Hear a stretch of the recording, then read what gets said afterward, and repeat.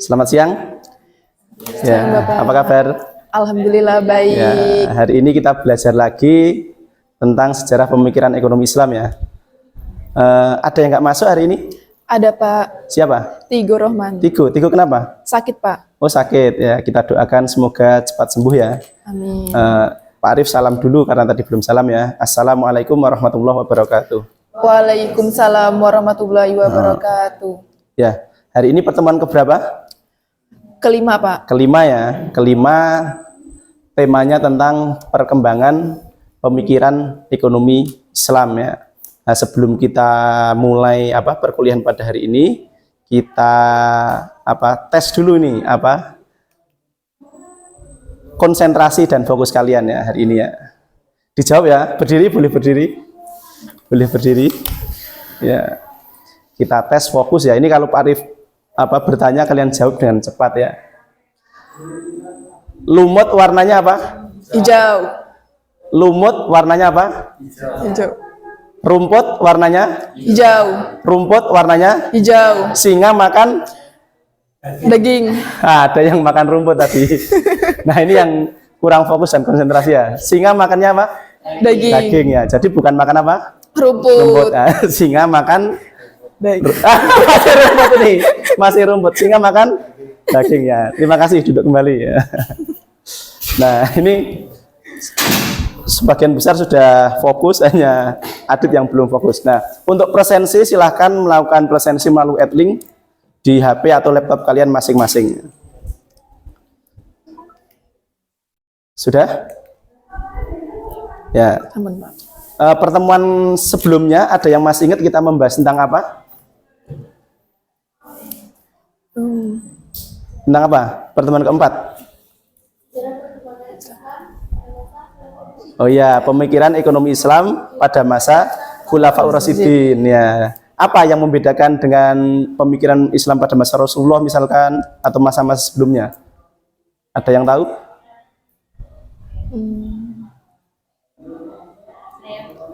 Apa?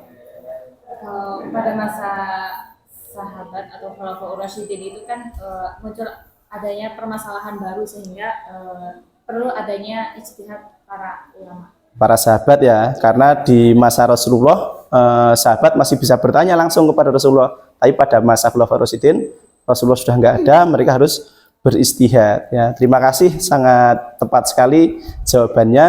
Nah, kita masuk ke pertemuan hari ini, kita tentang perkembangan pemikiran ekonomi Islam. Nanti teman-teman diharapkan setelah mempelajari materi ini dapat menjelaskan periodisasi perkembangan fikih Islam, dapat menjelaskan perkembangan umum pemikiran ekonomi Islam, dan dapat menjelaskan periodisasi dan karakteristik pemikiran ekonomi Islam. Jadi ada 3 kompetensi yang nanti bisa dihasilkan dari pertemuan pada hari ini.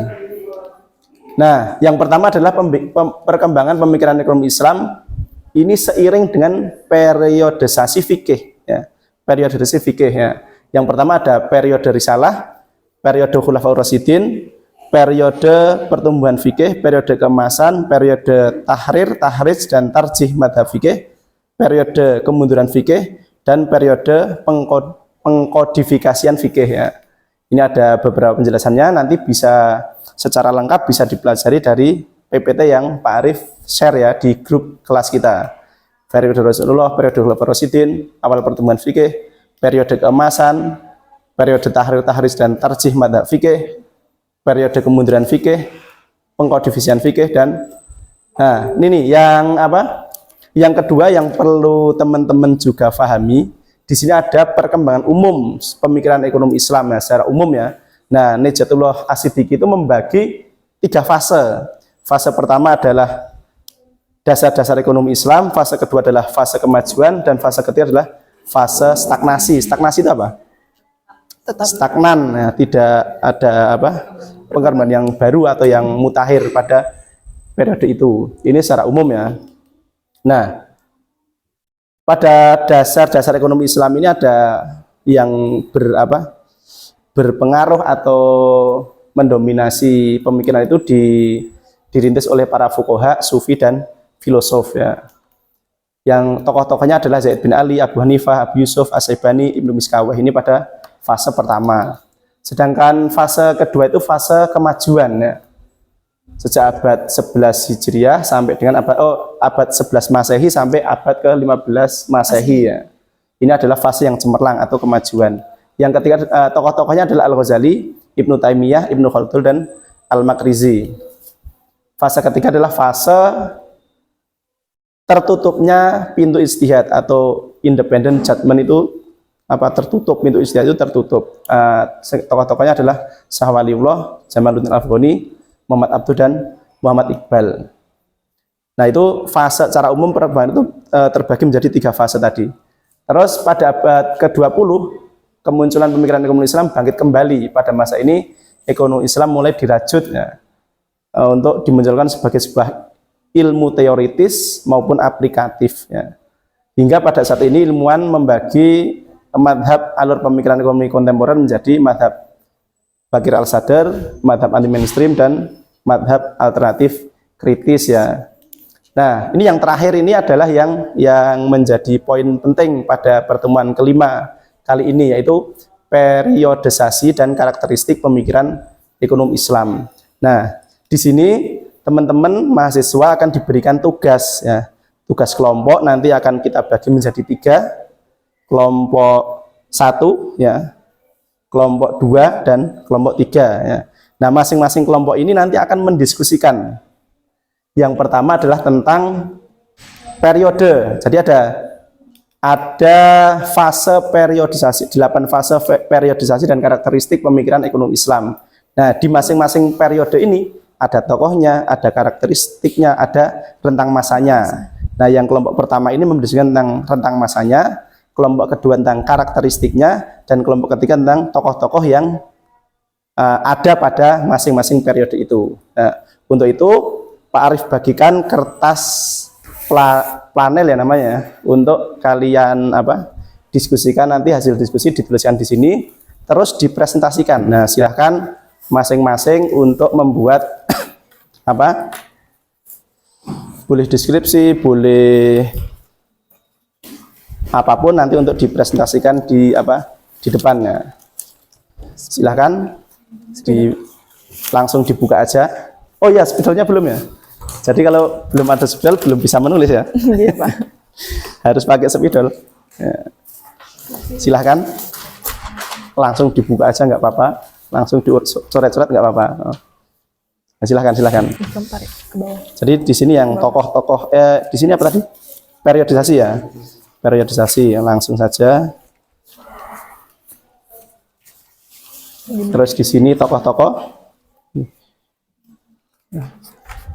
Oh ya, jangan sampai kebalik nanti nulisnya ya. Ini periodisasi dan karakteristik ya, karakteristik pemikiran Islam. 8 nanti dipresentasikan, kedua orang maju ke depan untuk presentasi ya. Yang dipakai kertasnya satu aja, nggak apa-apa. Cukup satu aja. Silahkan ditulis. Ini sudah mau selesai ya? Iya. Ada kesulitan? Apa lagi? Tidak ada ya? Nah, ini dipakai satu aja. Ini dipakai nggak ini? Gitu loh. Ini nggak dipakai ya? Ada kan pas itu? Kalau nggak dipakai, kita kembalikan. Nanti kalau butuh kertas tambahan bisa minta ke depan. Kan itu udah dapat itu. Sambil mengerjakan ada pertanyaan? Ini dipakai nggak? Cukup, Pak. Mboten, nggih. Cukup ya? Cukup, Pak. Ya, silahkan dipresentasikan untuk kelompok 1 dulu. Assalamualaikum warahmatullahi wabarakatuh. Baik, kami dari kelompok 1 akan mempresentasikan tugas kelompok kami. Yang pertama yaitu fase Rasulullah SAW pada masa Khulafaur Rasyidin. Fase tersebut adalah fase di mana Rasulullah dimulai sejak kerasulan Muhammad Shallallahu Alaihi Wasallam sampai wafatnya beliau. Yang kedelapan yaitu fase kebangkitan ekonomi Islam, dimulai pasca Perang Dunia Kedua sampai sekarang. Oke, terima kasih ya. Jadi itu fase-fasenya nanti dilanjutkan kelompok 2 karakteristik ya. Terima kasih, silahkan duduk kembali. Itu biar tertempel di sini aja. Dipasang dulu. Silahkan. Bismillahirrahmanirrahim. Assalamualaikum warahmatullahi wabarakatuh. Waalaikumsalam warahmatullahi wabarakatuh. Kami dari kelompok 2 akan menjelaskan karakteristik dari 8 fase ini. Yang pertama ada fase Rasulullah SAW dan Khulafa ar-Rasyidin. Karakteristiknya adalah berdasarkan prinsip-prinsip syariah, distribusi kekayaan adil, zakat sebagai kewajiban Islam, larangan riba dan perdagangan yang beretika. Yang kedelapan, fase kebangkitan pemikiran ekonomi Islam. Karakteristiknya pemikiran-pemikiran Islam yang mencoba mengembangkan teori-teori ekonomi yang sesuai dengan nilai-nilai Islam. Oke, Sekian dari terima kami. kasih. Kita beli upload dulu yang tadi belum ya? Ya, terima kasih. Silakan kembali yang kelompok yang ketiga terakhir. Silakan. Assalamualaikum warahmatullahi wabarakatuh. Waalaikumsalam. Kami warahmatullahi dari kelompok 3 ingin menjelaskan tentang tokoh-tokoh dari 8 fase. Tokoh dari fase pertama ada Nabi Muhammad SAW, Abu Bakar, ada Umar bin Khattab, ada Utsman bin Affan, dan Ali bin Abi Thalib. Untuk yang fase ke-8, tokoh-tokohnya yaitu Muhammad Abdul Manan, Bakar Ash-Sodr, ada Taqiyun An-Nabani, ada Muhammad Nejatullah Siddiqi, ada Umar Kapra, ada Monzir Haf, dan lain-lain. Oke, terima kasih. Kita berikan aplaus juga. Ya, tetap berdiri di tempat ya. Jadi tadi sudah dijelaskan masing-masing fase ini memiliki rentang masa, memiliki karakteristik dan memiliki tokoh-tokohnya ya. Jadi setiap fase itu punya karakter yang berbeda-beda. Tadi sudah dijelaskan oleh kelompok kedua, tokoh-tokohnya sudah dijelaskan kelompok ketiga, dan fase rentang masanya sudah dijelaskan oleh kelompok 1. Ya, silahkan kembali ke tempat. Ya, ada yang mau bertanya? Ada? Sudah jelas semua? Sudah ya. Nah, tadi sudah dijelaskan 8 periode tadi. Juga sudah sangat jelas sekali dijelaskan oleh masing-masing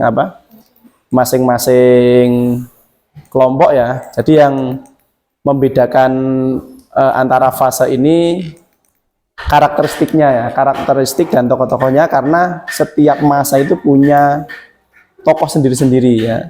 Misalkan di fase pertama itu adalah sumber fikih pada periode ini di samping Al-Quran dan Hadis juga disertai dengan ijtihad sahabat, tadi juga sudah disampaikan. Terus yang misalkan fase keempat pemantapan kebijakan publik. Nah, karakter pemerintahan Islam pada masa ini adalah penekanan pada pengelolaan APBN. Beberapa tokohnya adalah Abu Ubaid, Yahya bin Umair, dan Al-Mawardi. Nah, itu beberapa penjelasan tentang pemikiran ekonomi Islam mulai dari fase pertama sampai fase ke-8. Ada yang mau bertanya enggak ini? Ada Pak. Oh ya, silakan. Ini kan ada 8 fase ya Pak ya. Nah, tenggat waktunya itu sama nggak Pak?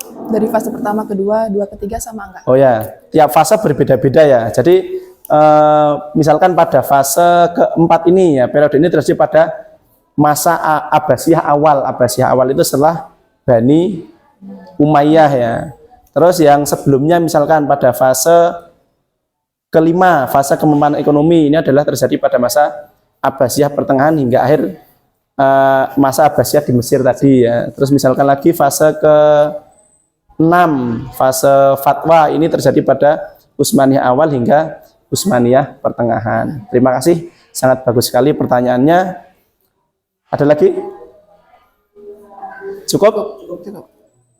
Kalau begitu kita tutup dengan apa? Dengan membaca Alhamdulillah bersama-sama. Ya, terima kasih. Semoga bermanfaat. Kurang lebihnya mohon maaf. Assalamualaikum warahmatullahi wabarakatuh. Waalaikumsalam warahmatullahi wabarakatuh.